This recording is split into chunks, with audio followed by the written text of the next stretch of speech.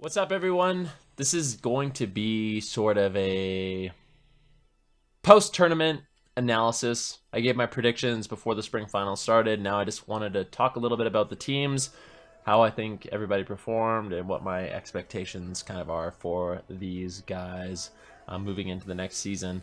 Now, if you guys watched the tournament, there was a very dominating performance from Reformed, Dizio, Relza, Flappers, and Gelu.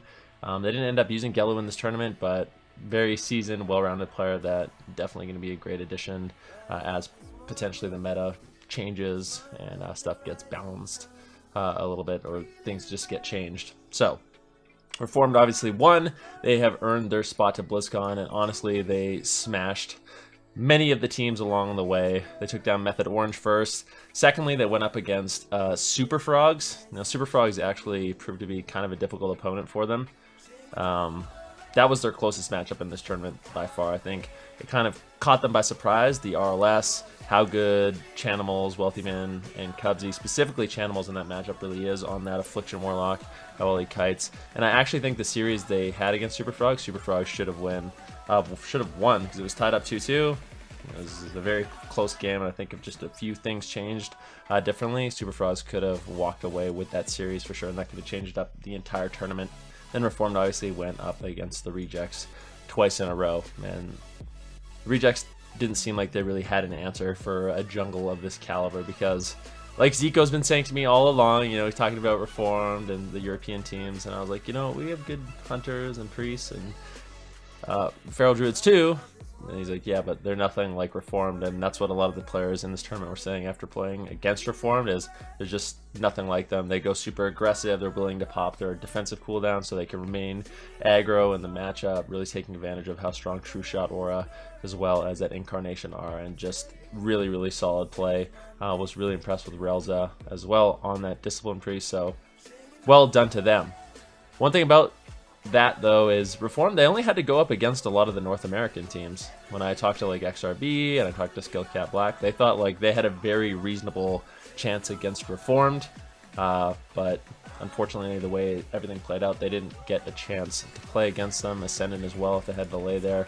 I think Reformed may have struggled a little bit more against some of the European teams, but I just don't think these guys were used to playing against a jungle at that level. Given enough practice, maybe things would have changed. But yeah, kind of moving away from Reform's victory, I want to talk about the individual performances of all these teams. We can start with the European rosters. Skillcat Black obviously didn't have Raikou in this tournament, but still put on an impressive performance, playing mostly that Outlaw Rogue, Outlaw Retribution, Outlaw Elemental. I think that's mostly what they played. But it was a show to see. Was incredible on Outlaw, and I know a lot of people have been practicing that specialization now, but only time will tell if they're going to be able to play it at the same level as Waz, because man, he was freaking owning. Same with Chaz and Swapsy. Just really impressed with this team overall.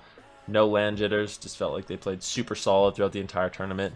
And when Raikou comes back, I think they're going to be a really strong team. This is a team that I don't think is going anywhere. I expect them to be at the summer finals, almost 100%. Same with XRB to the Moon. XRB to the Moon, they ended up losing to Super Frogs, and I believe Skillcat Black. Yeah, they lost to Super Frogs. They're playing WLD against RLS. I think if XRB had more time to play out that matchup, they would have just started to win. I think WLD is a little bit favored, but once again, I think Super Frogs just played RLS at a level a lot of people haven't seen before, so it's a little bit surprising to them. But yeah, I think if XRB had an opportunity to keep playing those guys over and over with their compositions, they probably would have ended up winning as WLD. But the only thing that really stood in their way besides that matchup against Super Frogs was Skillcat Black, and it was the Outlaw Rogue once again. They just don't have an answer for Outlaw. If they can figure that out, I think these guys are super duper solid. Skillcat Black just seems to be their kryptonite with Outlaw. It's a good specialization. It's really freaking good. And so far the comps XRB has just don't deal with that, but they seem to deal with everyone else quite nicely. They played phenomenal as well. Nothing but good things to say about them. Another team I expect to do very well and move forward into the summer finals quite easily. Ascendant, these guys once again, I really the level of play at this tournament overall was really solid. Like it was very rare to see an individual player choke or a team choke.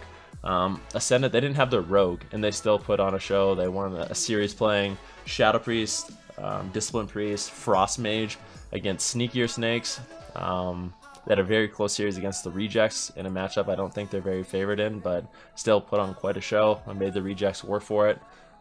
I'm really impressed with these guys, and I think if they can get Acros in a tournament, I think I may have messed up earlier with the LAN Acros, but yeah, if they can get Acros in the LAN tournament and they can play as well as they did, if Acros, you know, doesn't make any mistakes and he's on that level, then these guys are going to be deadly as well, assuming RMP stays good. Now they have Valet, and we've seen him play out of his mind on Shadow Priest, so obviously they have some backup plans, but Ascendant is another team where just depending on what changes in the game, like Ratapai, he really only plays a Discipline Priest that we've seen so far. These guys really focus on RMP. Morrow had an unbelievable performance. A lot of the North American players were, especially Chanimals, was complimenting Morrow over and over, so super solid play coming in from them. The only wild card is, does RMP stay good? And if it doesn't, do they have any other comps that are relevant? I'm not worried about that for XRB or Skill Cap Black, but Ascendant, that is one question mark. If RMP stays good, they're golden, pony boy. Reformed, we kind of talked about them already. Jungle with a kicker of Gelu. Now, they played it insane. Probably the best jungle I've ever seen, that a lot of these teams have ever seen, so good on them. If jungle gets nerfed, are they going to have compositions that they can run with Gelu? Hopefully the answer is yes, but time will tell. One thing's for sure, they did a really good job at this tournament, and I was super impressed. Moving on to the North American teams. Method Orange, they didn't have their best performance. Like when I think about Method Orange and I think about the thirds or the fourths that they could possibly get on their team, I'm not too sure what really helps them in this particular meta. I think the compositions that they have could have definitely worked out if they played it just a little bit better. It seemed like they just weren't as polished as they normally are when we see them in like the online play, but you know, everyone sometimes has bad tournaments. I think Method Orange is still an unbelievably solid team. I'm interested to see who they pick up for a fourth, but I really expect these guys to remain consistent throughout the summer season, and if they make it to the summer finals, have a much better showing than they did in the spring finals. But only time will tell. Obviously, I have nothing but love for these guys. You guys know that. You guys always think I'm biased, but that's what I really feel. I just don't think this was their best tournament, and I don't think it's like a fair representation of how they're going to do for the rest of the year. Moving on to the Rejects. This is a team they owned. They did a really good job. I mean, I was just super happy to see that they could all play their mains and it could all work. Like, they figured out with Rubcub on Paladin, Roasties on Rogue, and Jamili on Fire Mage that they could just dominate. They had some nice counter picks.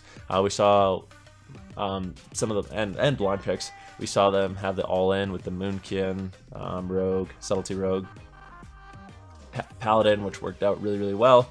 That was one of the games they picked up against Reformed, and I think these guys, they're going to come up with those strategies. They're going to come up with the counter comps. These guys are really smart, particularly, you know, they're all smart, but particularly Jamili, you know, I think he thinks of this game in kind of a unique way compared to other people, and I think like that really aggressive play style, really unique matchups he likes to take, I think will work out for them. I think sometimes it ends up biting them in the butt, but I think with enough practice, these guys will definitely be super duper solid.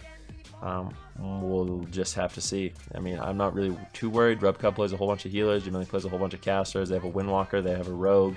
I think Roasties can play Feral Druid as well. If they can pick up some of those other melees, I think these guys have a lot of different compositions that they can run, and I don't think like choking on land is going to be a big issue. They did a good job. The only team they lost to was Reformed, and you can't blame them. It seemed like an extremely difficult matchup for them.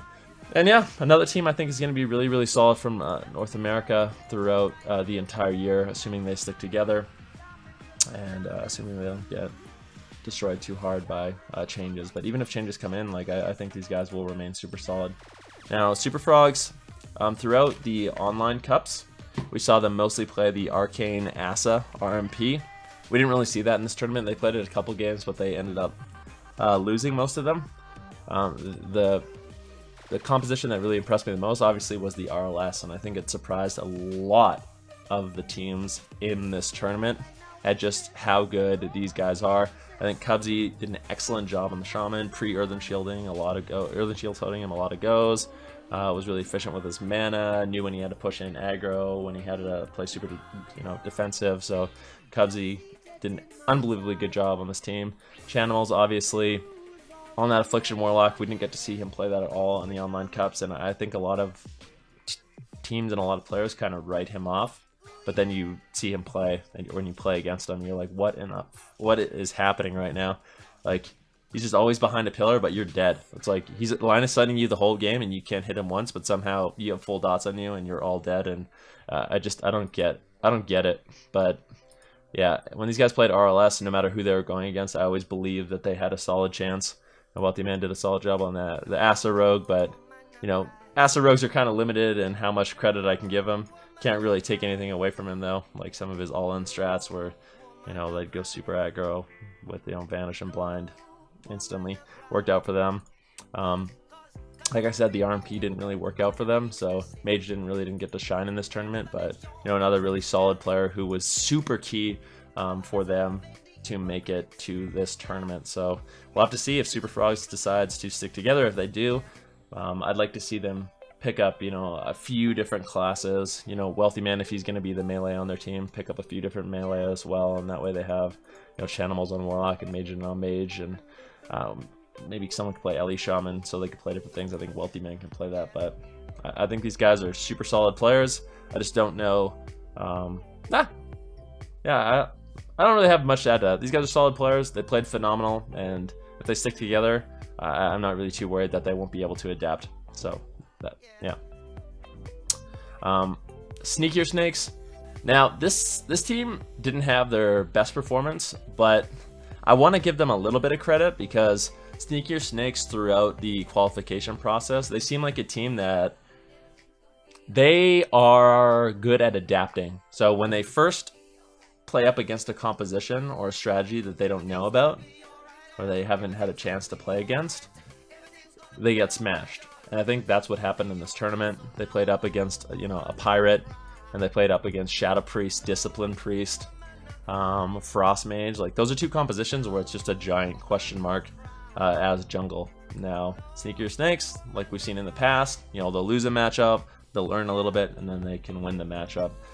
So I think if this team continues to play together and jungle doesn't get dismantled too hard by changes in the near future, like they could definitely, improve Dilly, Milkman, Cyphoxy, Casca, all super solid players. I think they were just victims to being inexperienced in a lot of these matchups. And on the flip side, these European teams, they have a lot of experience against really, really solid jungles. So it's like these guys don't really know the matchup, whereas these guys who beat them play against, Reformed and countless other jungles over NEU. So it's it's not super indicative of their skill level. It's just, matchup inexperience. Sneakier Snakes could definitely be a team to contend with. I don't know why I have these notes open right here. I felt like I was going to make notes, but I guess I'm just going to talk over these teams. But yeah, that's kind of my thoughts on the tournament, my thoughts on the teams, the players. Looking forward to the summer season as well as the summer finals. I thought this year was awesome. I thought this tournament in particular was really, really good. And I think for a lot of these teams, it was kind of a wake-up call. And it's nice to be able to have that wake-up call this earlier on in the scene. But, these are not the only teams in contention for the summer spot. We have a lot of other teams that didn't make it, that were very, very close. And I think these teams are going to have to remain super consistent, and they're going to have to work their ass off if they want to continue to be in these LAN tournaments, because there is a lot of other teams, a lot of other players that are super hungry for those spots. I think that's what makes this year so awesome, is no one can sleep. Everyone has to constantly be playing and practicing and figuring stuff out. And I think this year is gonna be good, and I'm just excited for the rest of it to play out. Who do you guys think is going to walk away? Do you think any of these teams have a chance to take it all at BlizzCon? Who do you think will do well in the summer season? I want to know. Let me know in the comments. Thank you guys for watching. And if you guys enjoy me kind of talking about this stuff like this, definitely let me know as well, so I can continue to do it. And if you think I'm just a blubbering idiot, then you can let me know that too. But either way, farewell. Till next time. See you later. Bye.